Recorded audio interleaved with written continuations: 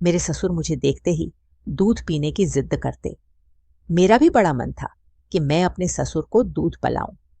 एक दिन मेरे पतिदेव घर पर नहीं थे तो मैं रात को जालीदार नाइटी पहनकर अपने पति की यादों में तड़प रही थी। हेलो दोस्तों, मेरा नाम पूजा है और मेरे पति का नाम अविनाश है, लेकिन उसे सब लोग प्यार से अमित बुलाते हैं और हम चंडीगढ़ की रहने वाले हैं। आज मैं अपने जीवन की एक ऐसी कहानी सुनाने वाली हूं, उसे सुनकर आपके होश उड़ जाएंगे। मेरी शादी को अभी 5 ही दिन गुजरा था। मेरे ससुर ने मुझे आवाज देकर पुकारा। मेरे ससुराल में बस मेरे ससुर ही रहते थे और मेरे पति ने शादी की रात ही मुझे खास तौर पर कहा था कि मेरे पापा को गुस्सा बहुत आता है, उन्हें कभी भी किसी भी बात से इनकार मत करना, वरना वह गुस्से में पागल हो जाते हैं। और 3 दिन से मैं भी यही देख रही थी।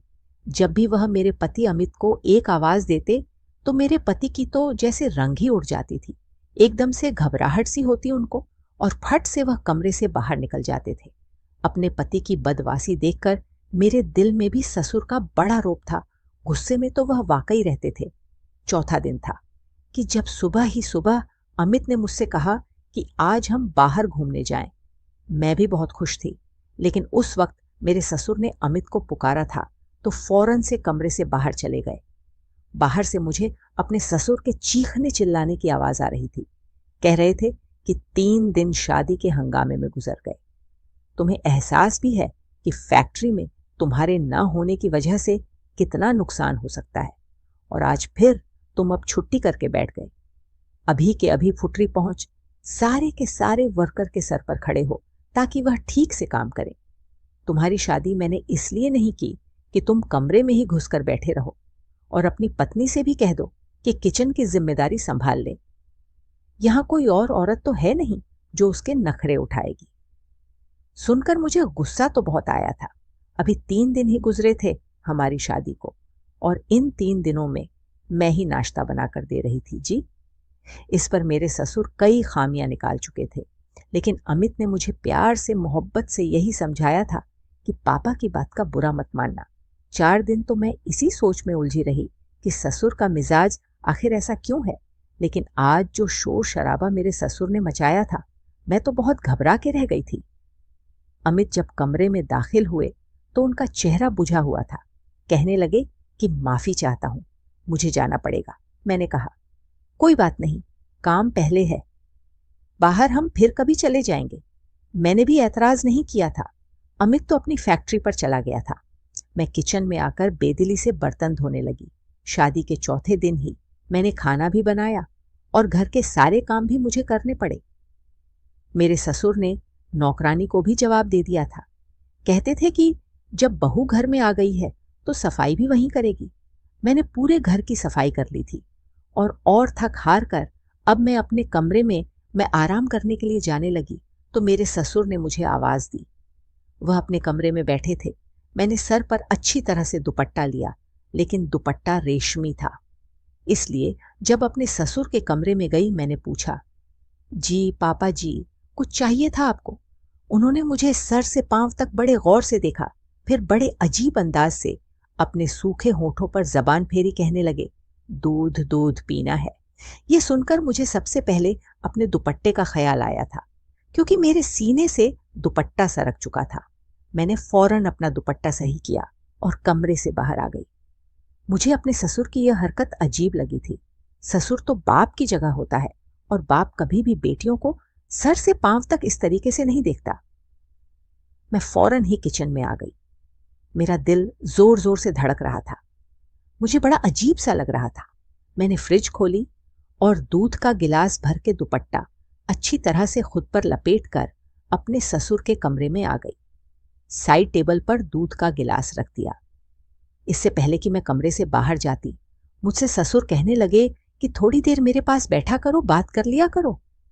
घर में अब तुम्हारे अलावा तो कोई होता नहीं है, और मैं बड़े दिनों से अकेला था और अकेला ही बैठकर बोर हो जाता हूं। यह सुनकर मैं परेशान सी हो गई थी। मेरे ससुर के कमरे में सिर्फ एक बेड था, अलमारी थी, बैठने के लिए अलग से कोई कुर्सी नहीं थी, इसलिए मुझे मजबूरन ही बेड के किनारे पर ही बैठना पड़ा। वह मुझसे इधर उधर की बातें करने लगे, लेकिन जैसे ही उन्होंने दूध का गिलास पकड़कर मुंह में लगाया तो फौरन उससे पीछे हटा लिया। कहने लगे, इतना ठंडा दूध, यह मैं नहीं पी सकता, मुझे तो गर्म गर्म दूध पसंद है। ये कहते हुए फिर उनकी नजरें मेरे चेहरे से होते हुए मेरे पूरे बदन पर सफर करने लगी। उनकी नजरों में ना जाने ऐसा क्या था कि मैं उलझन का शिकार होने लगी थी। मेरे हाथों में पसीने से उतरने लगे थे, चेहरे पर पसीने के साफ दिखाई देने लगे थे। कहने लगे, जाओ ना, इसे गर्म करके ला दो। मैंने दूध का गिलास पकड़ा और खड़ी हो गई। वैसे तो 3 दिन से मेरे ससुर बड़े ही गुस्से में बात कर रहे थे जब अमित घर में होता था, लेकिन आज तो उनका लहजा बड़ा ही धीमा था। लग ही नहीं रहा था कि यह मेरे वही ससुर है जो 3 दिन से अमित को चिल्ला चिल्ला कर बुला रहे थे और गुस्से से अमित से बातें कर रहे थे, डांट रहे थे। मैंने दूध को पतीली में डालकर जरा सा गर्म किया, फिर गिलास में डालकर अपने ससुर के पास ले गई। जैसे ही मैंने गिलास उनके आगे बढ़ाया, उन्होंने गिलास के साथ मेरा हाथ भी थाम लिया। मुझे तो जैसे पूरे बदन में करंट आ लगा था। मैंने फौरन घबराकर हाथ पीछे करना चाहा तो उन्होंने मेरा हाथ छोड़ दिया। मैं कमरे से बाहर जाने लगी तो कहने लगे कि अरे बाहर कहाँ जा रही है, यहां बैठना, मेरे पास मुझसे बातें किया करो। ये तन्हाई का सांप तो मुझे अब और भी ज्यादा डसने लगा है। यह कहकर ससुर ने ठंडी आह भरी। मुझे अब और भी ज्यादा अजीब सा लग रहा था। मुझे तो उनकी बातें सुनकर अजीब सा महसूस होने लगा था। फिर कहने लगे, तुमने शादी के अगले दिन जो काले रंग का फैंसी ड्रेस पहना था बड़ा जम रहा था, तुम पर आज शाम वही पहन लेना। यह सुनकर भी मुझे बुरा लगा था। यह फरमाइश तो अमित को मुझसे करनी चाहिए थी ना, कि मेरे ससुर को। अब तो मेरे सर ने रोज का तमाशा ही पकड़ लिया था। जब अमित ऑफिस जाता तो मेरे ससुर मुझे अपने कमरे में बुला लेता, मुझे अजीब नजरों से देखता, बार बार अपने सूखे होठों पर जबान फिरने लगता। फिर कहता, मुझे दूध पीना है, मुझे दूध गर्म करके दो। मैं दूध का गिलास देकर जाने लगती तो मेरा हाथ पकड़ लेता। कहता, मेरे पास बैठकर मुझसे बातें किया करो। मैं भला क्या बातें कर सकती थी। मैं काम के बहाने बनाकर निकलने लगती कि मुझे खाना बनाना है, बर्तन धोने हैं। असल में मुझे यह सब अच्छा नहीं लगता था। अब मेरा दिल बेचैन सा होने लगा था। सोच रही थी मुझे अमित से बात करनी चाहिए, लेकिन कैसे करती। वह तो अपने बाप के सामने एक शब्द नहीं बोलता था। बस सर झुकाई जी, पापा ही कहता रहता था। एक दिन मैं किचन का सारा काम कर रही थी कि मेरा ससुर अचानक से किचन में आ गया, मुझे पीछे से पकड़ लिया, झटके से टेबल से लगा दिया और पीछे से ही मेरी, और फिर जो कुछ मेरे साथ किया, मैं अपनी इज्जत बचाकर अपने कमरे में चली गई। अपने कमरे का दरवाजा भी बंद कर दिया, कुंडी लगा दी, बेड पर बैठ गई। बेचैनी मुझ पर बुरी तरह से सवार थी। मेरा पूरा वजूद कांप रहा था। मैं सोच भी नहीं सकती थी कि मेरा ससुर मेरे साथ ऐसा भी कोई हरकत कर सकता है। मेरी आंखों से आंसू बहने लगे थे। मैं सोच चुकी थी कि मैं अमित से बात करूंगी। मैंने पूरा दिन कोई काम नहीं किया था, अपने आप को कमरे में बंद कर चुकी थी। कई बार मेरा ससुर मेरे कमरे का दरवाजा खटखटा चुका था कि उसे भूख लगी है, मैं उसे खाना दूं, लेकिन मैंने उसे कुछ नहीं दिया। मेरी जगह कोई भी होता तो यही सब कुछ करती जो कि मैंने किया था। रात को मेरा दरवाजा जोर से खटखटाया गया था। अमित थे, कहने लगे, रवीना दरवाजा खोलो, ये क्या बदतमीजी है, क्यों तुम सुबह से दरवाजा बंद किए कमरे में बैठी हो। अमित की आवाज सुनकर ही मैंने दरवाजा खोला था। जैसे ही मैंने दरवाजा खोला तो दोनों बाप बेटे मुझे गुस्से से देख रहे थे। कहने लगे, तुम्हें जरा भी एहसास और शर्म नहीं है। मेरा बाप सुबह से भूखा बैठा हुआ है और तुमने इन्हें रोटी तक नहीं दी। इन्हें शुगर की बीमारी है। अगर उनकी तबीयत खराब हो जाती तो इसकी जिम्मेदार कौन होता। मैंने कहा कि मैं उनकी जिम्मेदारी नहीं संभाल सकती, बेहतर है कि आप कोई और इंतजाम कर लीजिए। मेरा यह कहना था कि अमित गुस्से से भरा उठा। कहने लगा, यह क्या बदतमीजी है। पीछे से मेरे ससुर कहने लगे, देख रहे हो, तुम अभी 7 दिन नहीं हुए हैं और इसने अपने रंग भी दिखाने शुरू कर दिए हैं। मुझे पहले ही पता था कि यह लड़कियां शादी के बाद ऐसा ही करती हैं और अलग होने के सपने पहले ही आंखों में सजा लेती हैं। मेरा पति कहने लगा कि आज तो तुमने यह बात कह दी है, पूजा आइंदा से अगर कहा तो हाथ में तलाक का पेपर पकड़ा, करर तुम्हें विदा कर दूंगा। यह सुनना था कि मेरा रंग उड़ा था। मेरे पापा पहले से ही 7 बेटियां थीं और वह शरीफ इंसान थे। बड़ी मुश्किल से ही दहेज इकट्ठा करके एक एक बेटी की शादी कर रहे थे। मेरी माँ भी मुझे विदा करने के वक्त बोल चुकी थी कि कभी भी लड़कर हमारे घर पर वापस मत आना, अपने पति और ससुर की हर बात मानना और अपना घर बसाने की कोशिश करना। लेकिन जो कुछ मेरा ससुर चाहता था वह मैं नहीं कर सकती थी। उसकी हरकतें और बिन बात की गुस्ताखियां दिन पर दिन बढ़ती जा रही थी। उस वक्त अमित जीतने गुस्से में थे। मैं अगर बताती तो यकीनन मुझे ही झूठ कह देते। मैंने कोई जवाब नहीं दिया, जाकर बेड पर बैठ गई। मेरे ससुर कहने लगे, अमित, इसको आखिरी बार समझा दो, इसका दिमाग सही कर दो, वरना फिर मैं इसकी मां से जाकर बात करूंगा। उसके बाप से कहूंगा कि संभालो अपनी बेटी। यह कहकर वह गुस्से से वहां से चले गए। मैंने एक गुस्सा भरी नजर अपने ससुर पर डाली थी। अमित कहने लगे कि क्या प्रॉब्लम है तुम्हारे साथ? तुम्हारे सर पर कौन से ना 10 मेंबर का बो है जो तुमसे संभाल नहीं जाता? अरे मेरे एक ही तो बाप है ना, माँ है ना कोई बहन भाई। ऐसी जिंदगी तो लड़कियां ख्वाहिश करती हैं जहां उनके सर पर कोई जिम्मेदारी ना हो। मैंने कहा कि काश कि मेरी सास और देवर ननद होते तो आज मैं जिस हाल से गुजर रही हूं उस हाल से ना गुजरती। मेरी बात पर वह मुझे गुस्से से देखने लगे। कहने लगे, ऐसे कौन से मसले पैदा कर दिए हैं? मेरे बाप ने तुम्हारे सर पर सिर्फ 2 वक्त की रोटी तो देनी पड़ती है, वह भी तुम्हें बोझ लग रही है। देखो, अपने घर में झगड़ा फसाद नहीं किया जाता। ऑफिस से थका हारा आता हूं और आते ही ये सब कुछ नहीं देख सकता। मुझे सुकून चाहिए। मैंने शादी सुकून हासिल करने के लिए ही की है, न कि ये फसाद झगड़ा देखने के लिए। मैंने कहा कि अमित, ऐसा करो, अपने पापा की शादी करवा दो मेरा। यह कहना था कि एक जोरदार थप्पड़ अमित ने मेरे मुंह पर मारा था। कहने लगा, शर्म नहीं आती तुम्हें ऐसी बातें करते हुए? यह बाप की उम्र शादी करने की क्या? मेरे बाप की 2 रोटियां भी तुम पर इतनी बोझ बन गई हैं जो तुम्हें पकाना भी भारी पड़ रहा है। मैंने कहा, तुम मेरी बात नहीं समझ रहे हो। वह कहने लगा, यह कौन सी बात है जिसे मैं समझूं? बेतुकी सी बात है। मेरे बाप की उम्र 60 साल है, कब्र में पांव है, शुगर ब्लड प्रेशर की मरीज है, और तुम चाहती हो इस उम्र में मेरा बाप एक औरत की जिम्मेदारी संभाले। अब मैं इन्हें क्या बताती कि उनका बाप ने ही बेटे की पत्नी पर नजर रखे हुए हैं।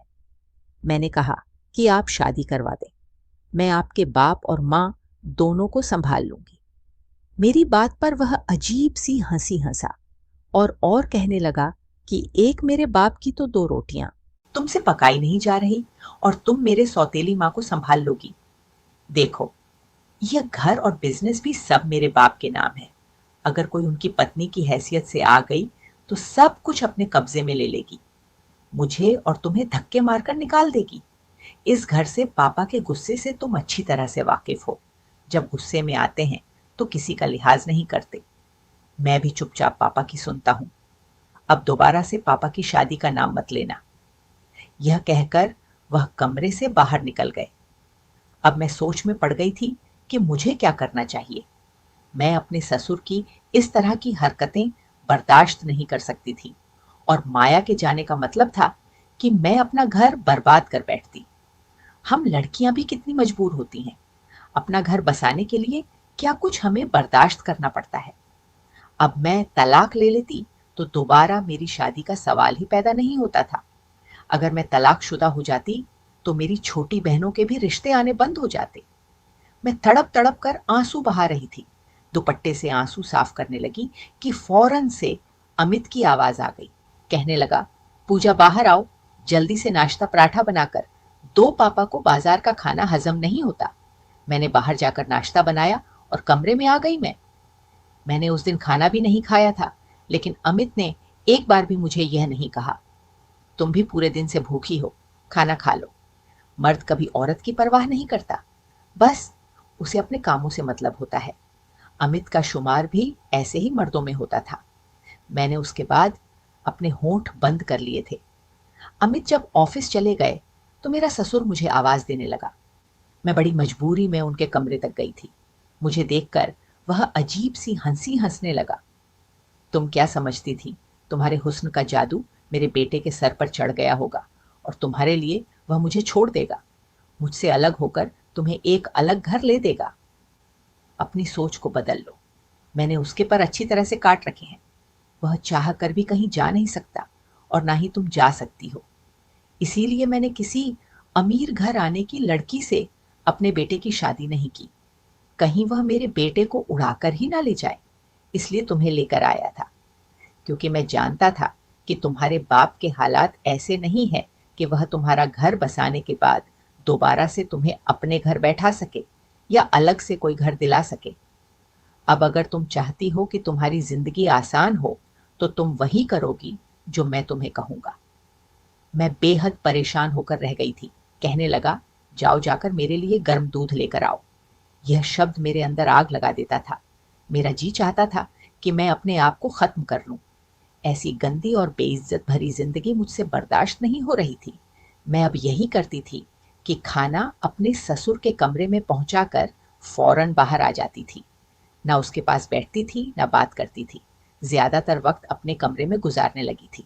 एक दिन तो हद ही हो गई। मेरे ससुर ने अमित का भी लिहाज नहीं किया। रात को खाना खा रहे थे। मैंने अपने ससुर की फरमाइश पर बिरयानी बनाई थी। बिरयानी बनी भी बहुत अच्छी थी। खाना खाते हुए कहने लगे, आज तो बहू ने मेरा दिल खुश कर दिया, बहुत मजे का खाना बनाया है। अमित यह सुनकर मुस्कुराने लगा, मुझे गर्भ भरी निगाहों से देखने लगा, लेकिन मुझे जरा भी खुशी नहीं हुई थी। फिर जेब से मेरे ससुर ने 2000 निकाला और मेरे तरफ बढ़ाया। कहने लगा, यह लो, तुम्हारा इनाम है, इसे रख लो। लेकिन मैंने इनकार कर दिया। मैंने कहा, मैं अपना फर्ज निभा रही हूं, मुझे यह नहीं चाहिए। मेरे इनकार करना था कि अमित मुझे घूरने लगा। कहने लगा, पापा अपनी खुशी से दे रहे हैं, इनकार नहीं करते, रख लो ना। चाहते हुए भी मैंने 2000 पकड़ लिया। मैं बर्तन उठाने लगी। जैसे ही खड़ी हुई तो मेरा ससुर भी खड़ा हो गया। मेरी तरफ बढ़कर मुझे अपने गले लगा लिया और मेरे माथे पर चुन लिया। मैं तो यूं थी कि जैसे पत्थर की मूर्ति बन गई थी। कहने लगा, मैं तुम्हारे बदले हुए रूप पर बहुत खुश हूं। ऐसे ही रहोगी तो बहुत जल्द मेरे दिल में जगह बना लूंगी। यह कहकर वह अपने कमरे में चले गए। मैं अमित को देख रही थी, जिसके चेहरे पर कोई भी असर नहीं था। लेकिन मुझे ये चीज बहुत बुरी लगी। मैंने कहा कि पापा का ये कौन सा तरीका है? मैं उनकी सगी बेटी नहीं हूं। उनको चाहिए मुझसे दूरी रखकर बात किया करें। उनका क्या हक बनता है मुझे अपने सीने से लगाने का? ईश्वर ने भी तो एक उम्र के बाद बाप और बेटी को भी दूरी रखने के लिए कहा है। और माँ बेटे में भी मेरी इस बात पर अमित भड़क गए। कहने लगे, तुम इतनी छोटी सोच की मालिक हो सकती हो, मैंने कभी सोचा नहीं था। मेरा बाप तुम्हें अपनी बेटी समझता है। क्या हुआ जो उसने तुम्हें जरा सा हाथ लगा दिया, तुम्हारे सर पर प्यार कर लिया? अजीब लड़की हो तुम, बजाय इश्के की पापा के दिल में जगह बनाओ, तुम हर बात पर ऐतराज करती हो। वह धीमे लहजे में मुझे घूर कर बोल रहा था। कहने लगा कि शुक्र करो कि पापा ने ये बातें नहीं सुन ली, वरना बहुत ही मुसीबत बढ़ जाती। मेरे सर पर फिर उंगली उठाकर मुझे चेतावनी देने लगा। कहने लगा, मैं तुम्हें आखिरी बार समझा रहा हूं पूजा, अपना रवैया पापा से ठीक रखा करो। मैं रोने लगी। मैंने कहा, अमित, मेरी बर्दाश्त की हद खत्म हो चुकी है। ऐसा करो, मुझे जहर लाकर दे दो या अपने बाप की शादी करवा दो। यह कहकर मैं कमरे में चली गई। कुछ देर बाद बाहर डोरबेल बजी थी। फिर शोर की आवाज आने लगी। मैं कमरे से बाहर आई तो मुझे पता चला कि मेरा एक देवर भी है, जो सऊदी में एजुकेशन हासिल करने गया था और वह वापस आ चुका है, वह भी अपनी अपनी पत्नी के साथ। मेरे देवर ने वहीं शादी कर ली थी और मेरा ससुर उससे नाराज था, इसलिए उसे घर आने की इजाजत नहीं दी थी। और ना ही इस बात का हमें कुछ मालूम था कि अमित का कोई भाई भी है। मैं उन दोनों पति पत्नी को देखकर हैरान थी। मेरे ससुर अभी भी गुस्से में खड़े थे। कहने लगे, अगर अपनी मर्जी से शादी की थी तो फिर उसे यहां वापस क्यों लाए हो? वहीं रहते। वह हाथ जोड़कर माफी मांगने लगा। फिर अमित ने भी कहा कि पापा गुस्सा जाने दीजिए, जो होना था वह हो चुका है, कमलेश को गले लगा लीजिए। बहरहाल अब मेरी देवरानी भी आ चुकी थी। काफी खूबसूरत सी दुबली पतली सी लड़की थी। मैं भी शुक्र की कि अब घर में अकेली मैं नहीं हूं। मेरी देवरानी काफ़ी खुश मिजाज और बानी किस्म की लड़की थी। मेरे साथ घुल मिल गई थी। कमलेश अमित के साथ फैक्ट्री जाने लगा था। मेरे ससुर का ध्यान मुझे हटकर अब देवरानी की तरफ हो गया था। एक रात खाना खाने के दौरान कहने लगे कि अब मेरे सारे काम छोटी बहू करेगी। वह भी खुशी खुशी तैयार हो गई। कहने लगी, ठीक है पापा, आपको जो भी चाहिए होगा आप मुझे मांगा करें। कमलेश भी यह सुनकर मुस्कुराने लगा। लेकिन कुछ दिन गुजरे थे कि एक बार मेरी देवरानी जी आज अब ससुर के कमरे से बाहर आई तो बड़ी बदहवास थी। बार बार अपने चेहरे का पसीना पूछ रही थी। मैं समझ सकती थी कि वह किस तकलीफ से गुजर रही है। किचन में जाकर चुपचाप बर्तन धोने लगी। मैंने पूछा, क्या हुआ? तो कहने लगी, मुझे पापा की आदत बड़ी अजीब लगती है। अजीब नजरों से देखते हैं, कभी हाथ पकड़ लेते हैं, कभी झटके से गले लगा लेते हैं, कभी अपना अजीब सी बातें करते हैं जिसे सुनकर मेरे कानों की लो तक लाल हो जाती है। कहने लगी, मैं तो कमलेश से बात करूंगी। वह तो कहते थे कि उसके पापा बहुत अच्छे हैं, लेकिन यह तो बात बात पर मुझे अपने करीब करते हैं, मुझे अपने पास लेने की कोशिश करते हैं। मुझे यह सब अच्छा नहीं लगता। मैंने कहा कि यह दोनों भाई कभी भी अपने बाप की बात नहीं टाले गए। मैं भी इस तकलीफ से गुजर रही थी, लेकिन अमित ने मेरी कभी नहीं सुनी। वह कहने लगी, लेकिन मैं तो कमलेश से साफ कह दूंगी। अगर पापा ने यही रवैया रखा तो मैं उसे कहूंगी कि अलग घर में वही झगड़ा फिर से शुरू हुआ था जो कि मेरे और अमित के बीच हो रहा था। कमलेश कहने लगा कि मैं तुम्हारे साथ 2 साल बाहर देश अकेले ही रह चुका हूं। अब मेरे घर तुम क्या आए हो? 4 दिन पापा को रोटी क्या बनाकर देनी पड़ी? तुमने एक नया ड्रामा शुरू कर दिया है। वही बहस हुई थी जो अमित की मेरे साथ होती थी। जया डिवोर्स मांगने लगी थी। उस रात अमित जब कमरे में आया तो काफी चुप चुप सा था। मैंने कहा कि अमित, अभी भी आप यही कहेंगे कि मैं गलत थी। जो शिकायत मुझे पापा से थी वही आज जया को भी है। इसका मतलब कहीं ना कहीं तो पापा भी गलत है। मैं आपसे सच कह रही हूं, इन्हें एक पत्नी की जरूरत है। बेशक उनकी उम्र 60 साल की है। आपको तो चाहिए था कि अपनी मम्मी की मृत्यु के कुछ साल बाद ही उनकी शादी करवा देते, ताकि वह हमें सच में बेटियां ही समझते।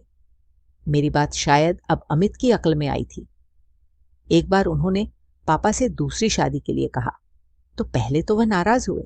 कहने लगे, मैं इस उम्र में शादी करूंगा? क्या तुम लोगों का दिमाग खराब है? अमित ने कहा कि एक विधवा औरत है, अगर आप सहारा देंगे तो इसमें कोई हर्ष की बात नहीं है।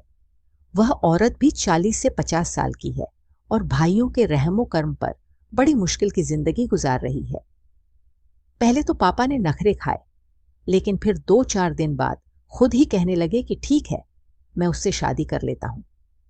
कुछ दिनों में ही उससे मेरे ससुर की शादी हो गई थी और इससे यह फर्क पड़ा कि घर का माहौल का काफी हद तक बेहतर हो चुका था।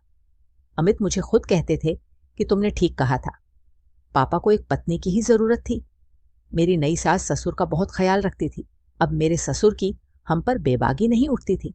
हमारे समाज में यह चीज भी बहुत आम हो गई है कि अगर बाप की उम्र ज्यादा हो जाए तो औलाद उन्हें दूसरी शादी नहीं करने देती, और जिसकी वजह से ऐसी मुश्किल का सामना आने वाली बहू को करना पड़ता है, जैसे कि मुझे और जिया को करना पड़ा था। दोस्तों, कहानी कैसी लगी कमेंट करके जरूर बताएं। वीडियो को लाइक, चैनल को सब्सक्राइब जरूर करें।